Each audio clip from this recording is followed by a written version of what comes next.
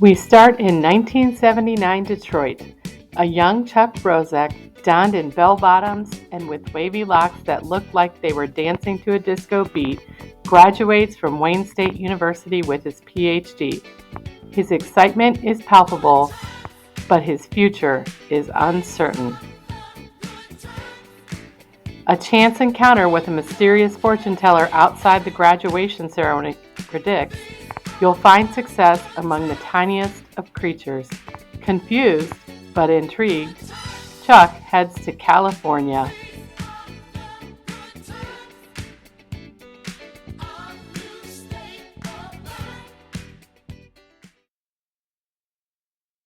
In 1979, Chuck embarks on a wild ride in sunny California, joining the laboratory of Dr. Norman Davidson at the California Institute of Technology. Davidson was not your typical mentor. He was a scientific maverick who bridged the gap between chemistry and biology with the finesse of a rock star scientist. Davidson's lab was where Chuck found himself knee-deep in molecular biology while trying not to accidentally clone the lab's pet fruit fly. As Chuck bid farewell to sunny California in 1983, he left behind a trail of fond memories, a few unanswered scientific questions, and a newfound appreciation for the unconventional genius of Norman Davidson and the whimsical world of molecular biology.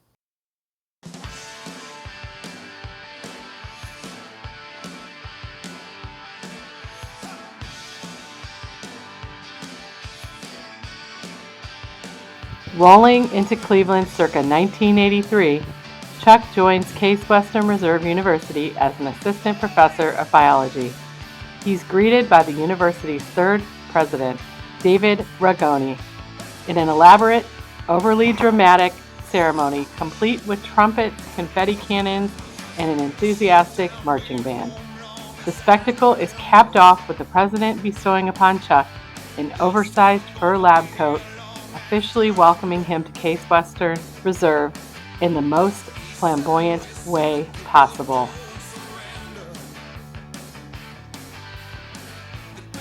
It is during this time that Chuck meets his future work bestie, Don, who shares Chuck's zany sense of humor and a penchant for exploring Cleveland's weirdest landmarks. Their conversation often veered from polymer composites to their favorite toppings from the Bob's Big Boy salad bar to debates about the best ride at Geauga Lake, the Big Dipper versus the Beaverland Mine Ride.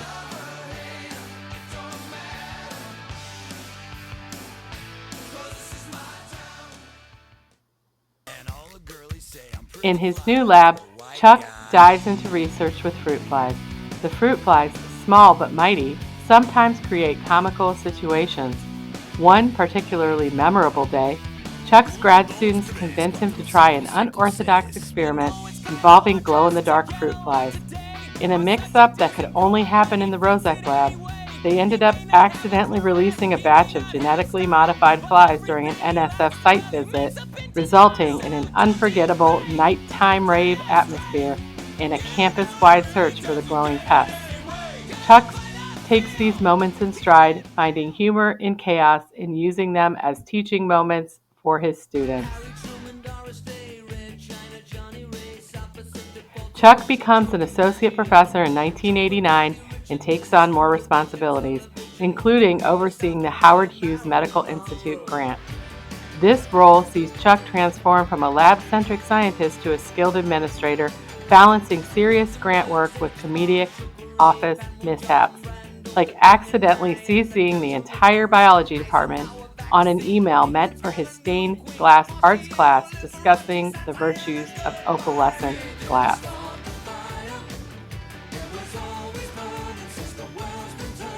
As the associate chair of the biology department, Chuck is instrumental in renovating De Grace.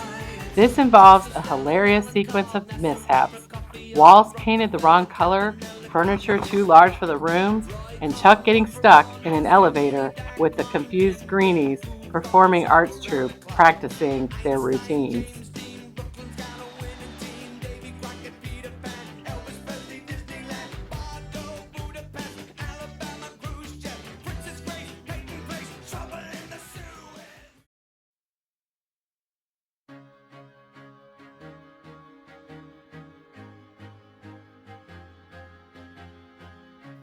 Chuck takes on the role of Dean of Graduate Studies, determined to make a difference in the lives of graduate students.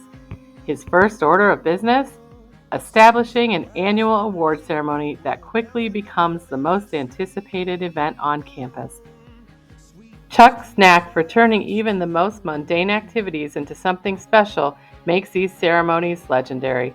But Chuck doesn't stop there. He becomes a fixture at the graduate diploma ceremonies and new student orientations, injecting his signature wit into speeches and turning formal events into memorable celebrations. His presence at office potlucks is equally impactful, where he's known for sampling all the culinary contributions that are both questionable and delightfully inventive. Who could forget Sue's orange and onion salad that sparked a campus-wide debate?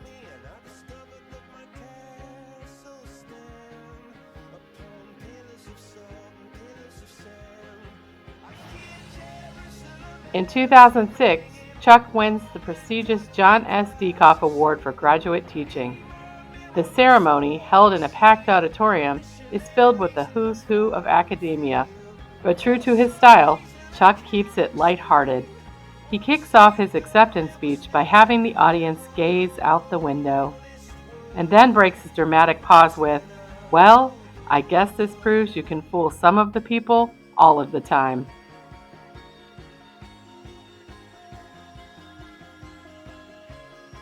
The audience erupts in laughter, and Chuck continues to charm everyone with tales of his quirky teaching methods. He recounts the time he turned a boring genetics class into a game show, complete with buzzers and ridiculous prizes like Professor for a Day and free pass on one assignment.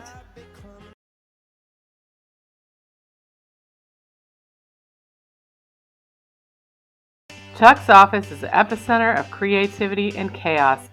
His graduate studies team, encouraged by Chuck's laid-back yet effective leadership style, frequently engage in office antics. There are impromptu dance parties, side ponytail days, craptacular holiday decorations, and lunchtime puzzles. Halloween is a particular highlight, with the staff donning costumes and Ghost of Tomlinson sightings. While their associate dean, Denise, was away on a work trip, Chuck's staff decided to keep her entertained with a series of outrageous postcards. Each postcard featured a new, hilariously exaggerated update. One detailed Chuck's imaginary cross-country RV trip. Another update humorously reported on the office antics, like accidentally turning the fish tank into a Lost at Sea exhibit, and using Denise's pristine office as a storage room for random items. The piece de resistance was the unveiling of their SGS coloring and activity book, boasting interactive pages like Color JT's self-portrait and A Maze to Find Delbert Hall. These updates kept Denise laughing and fully aware that the office was thriving in her absence, perhaps a little too much.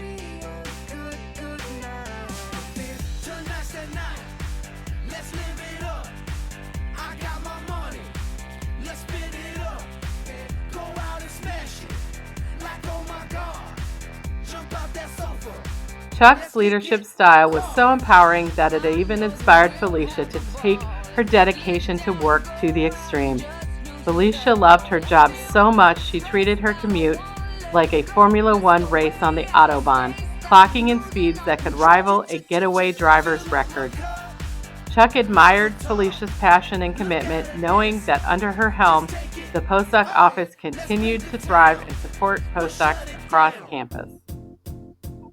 Chuck's creation of the Professional Development Center is a crowning achievement. Professional development sessions are not your typical, dry, buttoned-up events.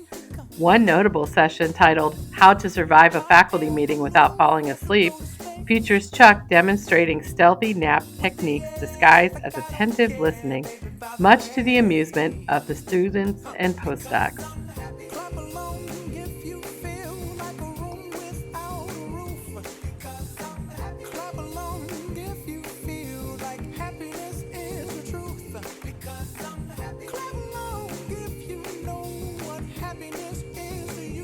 Donning his academic regalia one last time, Chuck meanders through the quad, and a group of students, faculty, and staff well-wishers line up for his last campus clap-out.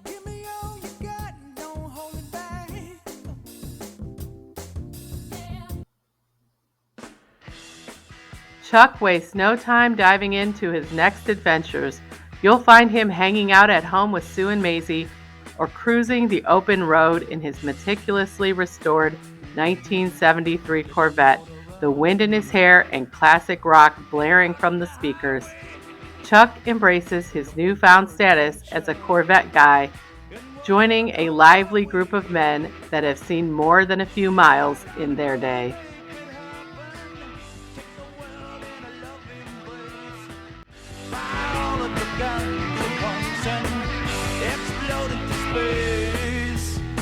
Like smoking lightning, heavy metal thunder, racing with the wind, and the feeling that I'm under.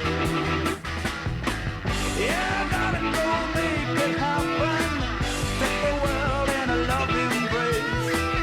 Fire all of your guns at once and explode into space. Like a true nature's child, we were born.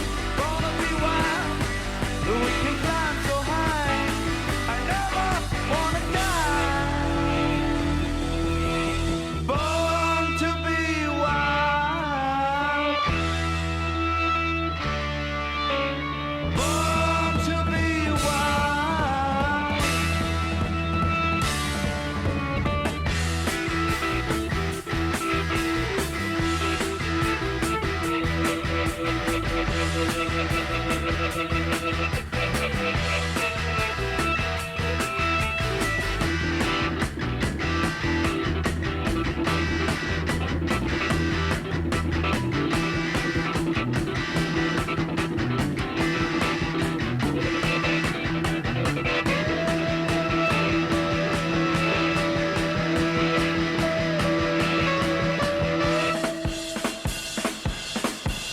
Get some motor running, head out on the highway, looking for adventure, and whatever comes our way.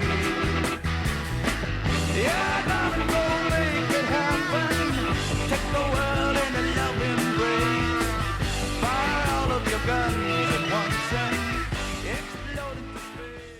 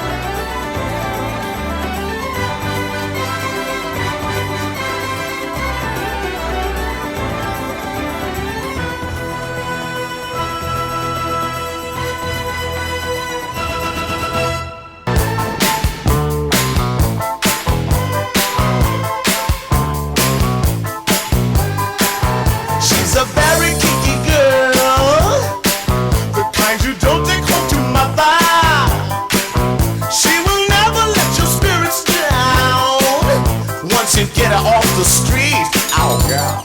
She likes the boys in the band. She says that I'm her all-time favorite. Chris, it's time to get up. Good morning. Chris. It ain't 30 yet.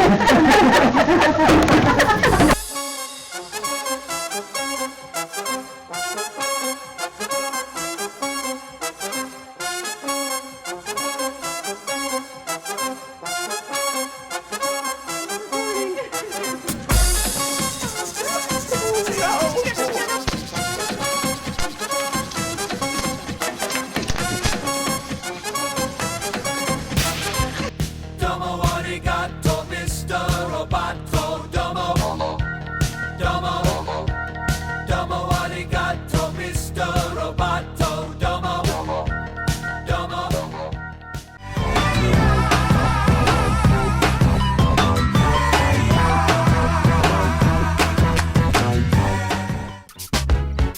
Question, tell me what you think about me. I buy my own diamonds and I buy my own rings. Only ring your celly when I'm feeling lonely. When it's all over, please get up and leave. Question, tell me how you feel about this. Try to control me, boy, you get dismissed. Never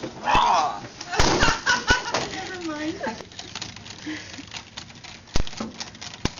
I can't tell if that's an I or an L. And you're missing one digit in your social security number and the date. Okay, I'll come back then. You might want to check in grad studies.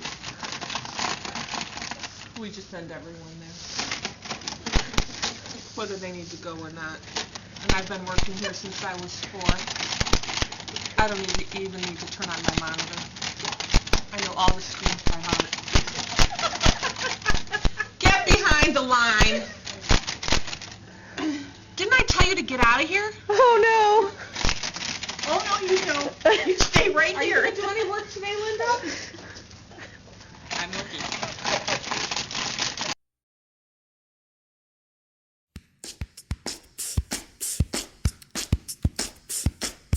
Doon doon doon doon doon doon doon doon doon doon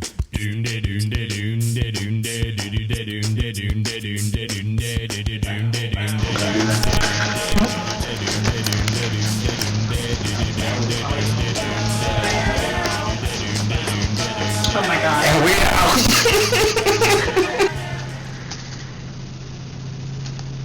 J.T. Sayer, the IT person in the School of Graduate Studies, likes to work behind a closed door.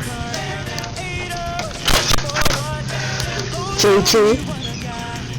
JT? Yes. Do you think you could set up the screen in the conference room? Yeah. By 11.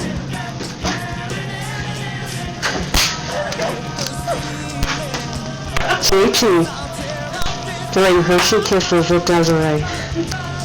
Alright, shut the door on your way out. Heidi? We're making a movie. You're making a movie? Yeah, we want you to be the star. Could you? Here's We our just have a question for quick you, Chuck. It's question an for you. interview question. Chuck, can you tell us what it's like to work with the staff here in the School of Graduate Studies? Nerve-wracking. That's it.